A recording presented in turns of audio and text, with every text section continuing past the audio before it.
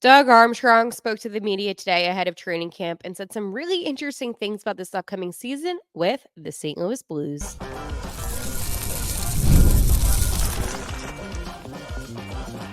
You're Locked On Blues, your daily podcast on the St. Louis Blues. Part of the Locked On Podcast Network, your team every day. And a good Wednesday to you. It is September 18th, and I am your host of Locked On Blues. I am Haley Taylor Simon, and I talk to you all things about the St. Louis Blues every day here on the Locked On Podcast Network, your team every day. On today's episode of Locked On Blues, I'm going to talk about the fact that Doug Armstrong did speak to the media today ahead of training camp, which begins tomorrow. Big question that we all have here in St. Louis: will Dalibor Dvorsky make the roster? And of course, we finally have a Torey Krug update because I know that a lot of you have been asking about what's going on with him, about when the surgery is. So we do have an update on Torey Krug. Before I get into today's episode, I just want to let you know that today's episode is brought to you by Game Time. Download the Game Time app, create an account, and use code Locked On NHL for $20 off your first purchase. I love that today's date is September 18th because 18 is Robert Thomas's number, and this is when the craziness begins. This is when the hockey season officially is underway. The Blues had their media day today where they do a bunch of, promo and filming things, getting ready for the regular season. And training camp begins tomorrow. And there are a lot of questions ahead of training camp. I kind of talked about it already with Dvorsky and if he will make the. However, there are a lot more questions. And one of them, in my opinion, is will the St. Louis Blues make the playoffs? Well, Doug Armstrong spoke to the media today, and he does believe that the Blues can make the playoffs. And I want to throw the statistic out here because I thought it was really interesting. The Blues potentially could miss 3 consecutive seasons of missing the playoffs. The last time this happened was in 2005 and 2008. So that time period. This would be the second time in franchise history that the Blues would miss 3 consecutive seasons of not going to the playoffs. And that is a scary factor when you truly think about it. I, was so confident last season that the Blues were going to get the second wild card spot. I came on this podcast when I began hosting and I said, hey, the Blues are going to get into the playoffs just as the second wild card spot. And for a while, that looked like it was about to happen, but obviously it didn't. This offseason, Doug Armstrong made a ton of moves. We have the offer sheets, but we also have I think people forget about Texier right before the draft took place. Like there were so many things, the Joseph brothers, just Ryan Suter, a lot happened, okay? So when Doug Armstrong said today that this is going to be this 20-day training camp, between camp itself, the games, all that, preseason games, that this is going to be the most competitive one yet, I believe it. And when he said that today, it got me thinking, and he said this too, there are a ton of guys fighting for a roster spot with not enough roster spots to give out. And unlike last season or even the season prior, some of the guys that are not going to get roster spots would have made it then. And I think that just goes to show how competitive this season will be. And, Doug Armstrong, he said it best. And I really do like listening to him speak because he sounded so confident today. He was honest with his questions, answering his questions. He was on it today. And essentially, he said, for some of these guys, like the rookies, the younger players on the team, this is their Stanley Cup. His words, this is their Stanley Cup. He said for the veterans, they know they're going to be playing in October. They're just preparing to play for then and hopefully later on in May and June. I think Doug Armstrong was spot on with what he said today. He knows this is going to be a very competitive training camp. He knows that there's going to be some guys that don't make it that would have made it then. And I think that it just goes to show that this is a team that is fighting to get back into the playoffs. I've said this before on this channel, especially this offseason, that the Blues had to make some moves this offseason in order to be a potential playoff contending team again. And they did that. They made those moves. Now, do I think Broberg and Holloway are going to kind of push them over? Maybe, but it definitely does help them a lot. I know the defense has been a big question, and I know that it's been a bit of a concern. I know there's people that somehow question our goalies, but I feel very good about Jordan Binnington and Hofer. And I know that's something that Doug said today. He was talking actually about the goalies, and he said that while the young Hof, as he referred to him, Hof, would like to get more ice time to play more games, obviously, Binner wants to retain what he's doing. And he did talk about the improvement that he did see out of Joel Hofer last season. And I don't think this season we're going to see too much more from him. I think that it's going to still be obviously Jordan Binnington majority of the games. Hofer will be in there, when he is. But Doug basically said, yeah, no, that's not changing yet. So in terms of goalies and who is in the net, we know what's going on. Now, when it comes to the other positions and who's going to actually make the team, we don't. And I think that this is where the fun begins.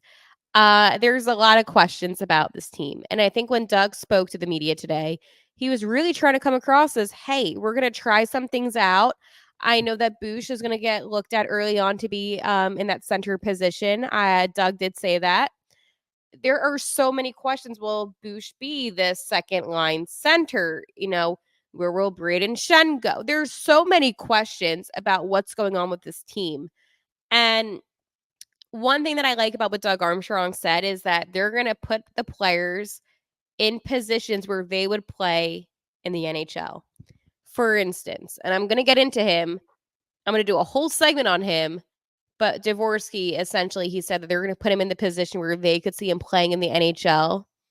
And I think that, again, I'm going to elaborate because I don't want to give too much of my segment away.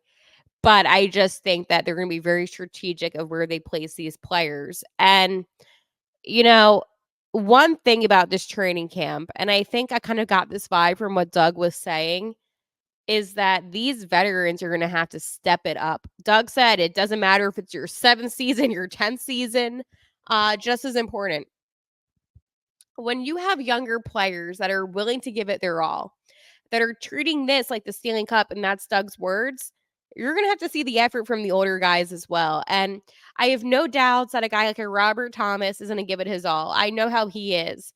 But then it's some of the guys that maybe I'm not as familiar with on the Blues, as you're probably not, but Ryan Suter comes to my mind, who was an older player, obviously very well known around the Central Division. But there are some questions that I need answered. And the only way I'm going to see that is with how they play. Of course, I'm curious about how, Berberg and Holloway are going to play with the Blues, or the Joseph brothers, or, Texier.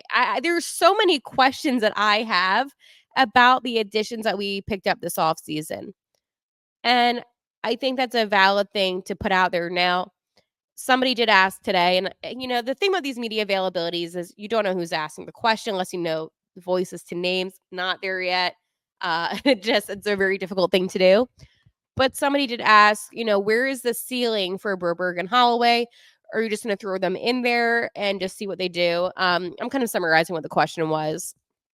And Doug, when he answered that, essentially said, it's up to them. We're going to see how they play. But I feel like Doug is pretty confident that they are going to execute the way that we expect them to. I don't think fans have put too much pressure, especially on Philip Broberg, by the way. I know Dylan Holloway, there wasn't as much pressure on him as it was, but Broberg was the bigger name. I don't think there's been as much pressure as maybe he was expecting fans to put on them or anything like that. I think everyone can kind of understand the fact they played less than 90 games in the NHL, both of them. While, yes, they have playoff experience, which is great, and they looked good in the playoffs, they're still young players that, still need that experience. And I think that playing for the Blues is the perfect opportunity for both of them, especially Philip Broberg, to really excel. But saying that he's going to be one of the top defensemen is a disservice to Philip Broberg because, again, that is putting the pressure on him. So we all know the best defender on the team is Colton Parayko, no doubt about it. So in terms of pressure on the guys from this offseason that we acquired, not so much pressure, just more questions of how we think they're going to do. Update on Oscar Sundqvist, by the way. So last season, obviously, he was out with the knee, and he got that taken care of this offseason. He is not expected to play in any preseason games. However, he will be at training camp, just no contact. Adam Juracek, our 16th overall draft pick. By the way, you can see that full interview that I had with him on the channel at Lockdown Blues when I was in Las Vegas. Again, he has that knee injury, and he will not be expected to play in any preseason games. Again, it's for the safety of the players, and talking more about Oscar Sundqvist, because we all know Juracek isn't going to, be on the team this season, but he said that Sundqvist would be ready by the regular season. So that's 20-something days away. I think it's like 24 days away right now, I believe. So that's a good sign that he will be ready by then. But we all love Sonny here in St. Louis. It is always sunny when he is on the ice. So that was a positive update, and I really hope he makes the team, obviously. Let's go talk about my friends at Game Time. Game Time has a new feature called Game Time Picks that makes getting tickets for your favorite live events even easier. Game Time Picks filters out the fluff to show you only incredible deals on great seats, so you don't have to waste time searching through thousands of tickets. One thing that I love about Game Time Picks is that you can find the super deal, and they always will show you the best deal. And what makes it even better about this is that you can see, again, that great feature, the seat views before you buy. I know I talk about that all the time with Game Time, but it does make all the difference in the world, okay? And it is catered to have deals that show up just for you. That is right. Game Time Picks knows exactly what you're going to want and like, because you're going to put that information in. So it's going to generate it. So you're always going to find the best results right away. It makes it super easy. And of course, with Game Time, you get your lowest price guarantee, event cancellation protection, job loss protection, and more. Okay, so this is what I need you to do. Okay. Take the guesswork out of buying tickets with Game Time. Down the Game Time app, create an account, and use code Locked On NHL for $20 off your first purchase. Terms apply. Again, create an account and redeem code LOCKEDON NHL for $20 off. Download Game Time today. What time is it? Game Time. So, you want to know about Dalibor Dvorsky and if he will make the roster. I'm glad you asked, because that's been a question that's heavy on my noggin. So there's no doubt Dvorsky wants to be on this team. And he's said it multiple times. He's willing to do whatever it takes. And I know that he has that work ethic. And I feel bad, because if it was the last season, I know that he would have made the team. But however, the Blues, they do have the ability to assign Dvorsky to the Springfield Thunderbirds. So there is a chance that he could start the year in the minors, which honestly is not a bad thing, considering how this team is basically going to look. So Doug Armstrong, when he talked about Dalibor Dvorsky, one of my favorites, we all know that. He wants to take his time with him, right? And I think that's a very fair thing. I think it's a very honest thing that Doug said. And again, Doug said that he does not want to fail these young players, okay? Which shows me the interest that he has on developing the younger guys. And that exact quote is a lot of organizations fail young players, and we will not fail Dalibor Dvorsky. What does that show me? Essentially, that Dvorsky, he will be taken care of and he will be looked at. And I think that's, the main thing here. But going on, he was asked a lot about Dvorsky and essentially, what he sees from him and things like that. I mentioned this earlier in today's episode that Dougie A is going to put Dvorsky in the spot where he thinks he's going to excel in the NHL. Now, what spot would that be? a couple spots come to my mind. Obviously, when I think about the future of Dalibor Dvorsky, I think, Hale, realistically, it is about 3 years from now, and, he's on the team. Second line center is where I would imagine him. What I'm trying to say about Dvorsky is that he really does need to fight to get into a good position for him to be on the team, right? And he's going to have to outplay a lot of players. I mean, right now when you're, brainstorming about where he could fit in, you have to also think about the other centers on the team. Again, Robert Thomas, RT season baby, he's going to be your first line center. Most likely you're going to have Bush be your second line center just from how things are going.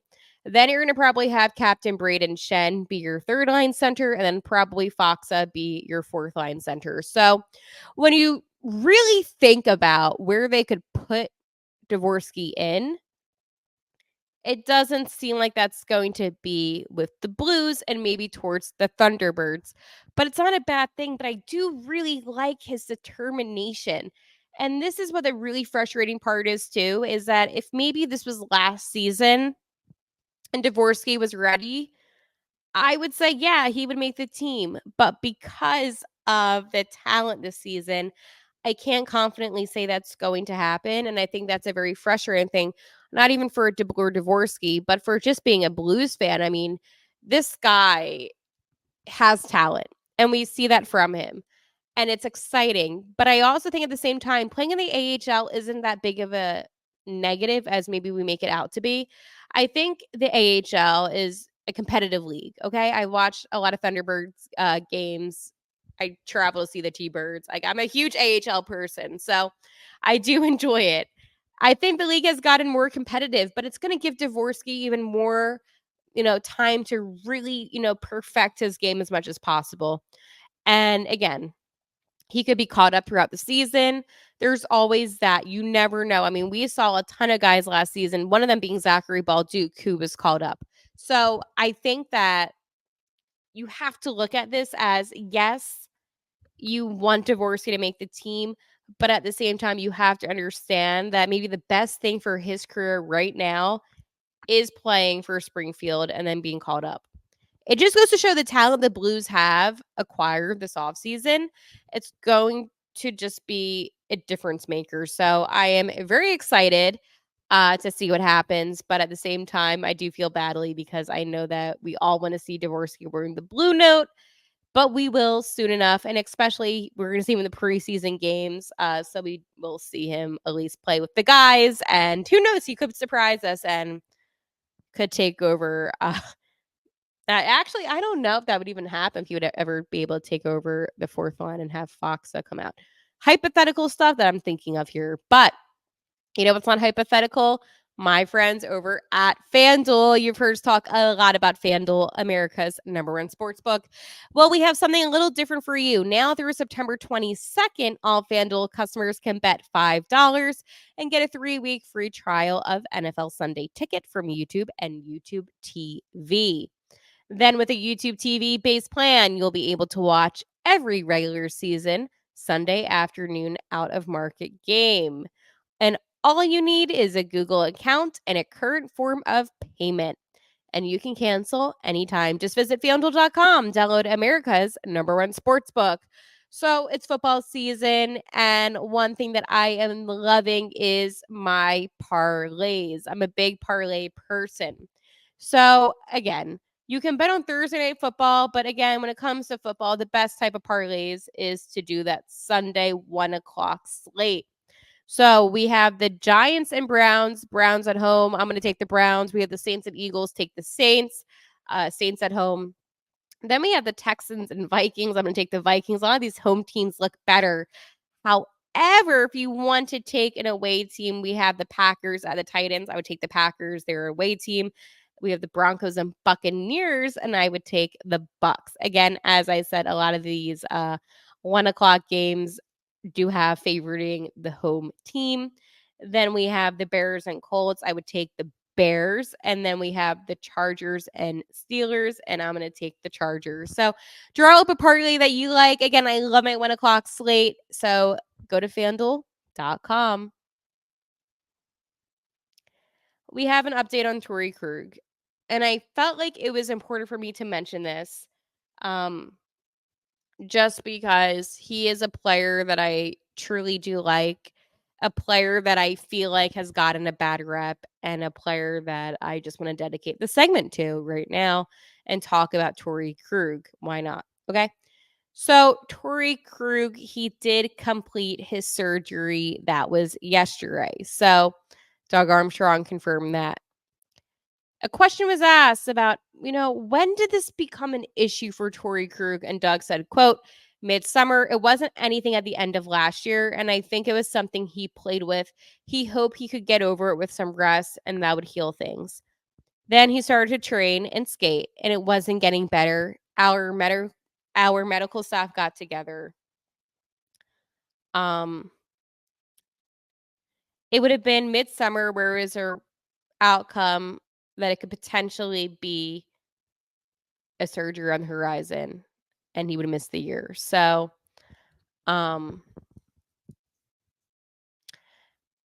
another question was asked about, hey, when we got Torey Krug, obviously this was an cumulative injury. Did this impact his time here in St. Louis? And Doug said, quote, I'm not sure. You'd have to ask him that. When you get to that part of your career, in really any professional sport, you're playing with a lot of bumps and bruises, lots of things that accumulate over the years. He is a truly highly competitive player. To play that position at his structure in the league for the number of years, you're going to get exposed to big hits and you're playing against bigger men. He has a lot of fight inside of him, and that's what's got him to this level, and that's what's made him a good player. So that's what was said about Torey Krug. I personally liked what Doug had to say because he did not want to speak for Torey on his playing ability since he came to St. Louis, but this could be a career-ending situation. And when Krug spoke to the media, we saw the emotion. We saw how truly heartbroken he was. So I think at the end of the day, this is just an ultimately sad situation for Torey Krug. I will talk to you tomorrow after the first day of training camp is complete, which is such a crazy thing to think about, that we got back to hockey season already. I know this offseason was quite dramatic for us here in St. Louis, but we made it. So I will talk to you tomorrow for a very fun hockey-filled Thursday. And like always, let's go Blues.